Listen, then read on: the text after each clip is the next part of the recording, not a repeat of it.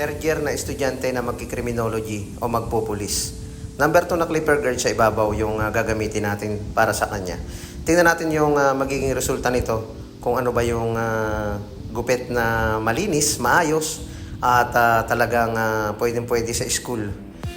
Kahit ikaw ay hindi estudyante, kapag ganito yung gupit mo, talagang mapapasaludo sa iyo yung makakasalubong mo dahil ang ganitong gupit talaga namang maayos, malinis, at magmumukha kang senador. Ay, hindi pala. Kasi merong ganitong gupit na senador yung mga makikinis talaga yung mga gupit nila. Sila yung mga dating mga sundalo. Gusto nila laging maninipis at maikli ang kanilang gupit.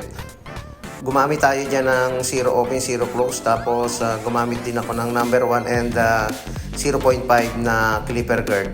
Hindi mahirap yung ganitong proseso dahil susundan mo lang din yung forma ng kanyang ulo. Gamit tayo ng trimmer, magtira tayo ng linya na maliit.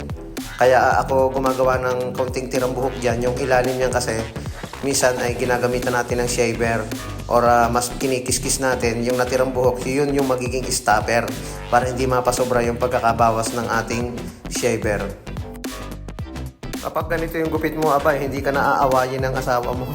Basta bibigyan mo lang siya ng sustento o ibibigay mo yung sahod para hindi sa'yo magalit kapag uuwi ka nang galing sa iyong trabaho.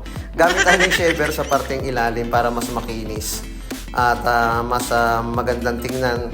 Kumbaga naka-bulk fade siya or naka-skin fade.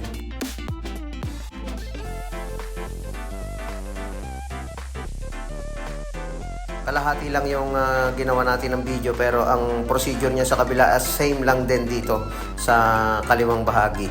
And then ahitan natin yung lineup niya pa-eskwala lang at tanggalin na natin yung natirang buhok dito. Kapag inahitan na natin yan, ayan na agad yan. Wala na tayong tatanggalin ng mga linya or mga guhit pa or wala na tayong makikita dyan na dark spot.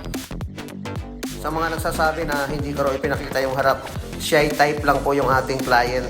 Pumayag siya magpa-video pero ayaw niya magpa-video ng harap ng kanyang mukha. Pero okay naman yan, pantay naman, maayos naman yung pagkaka-line up natin.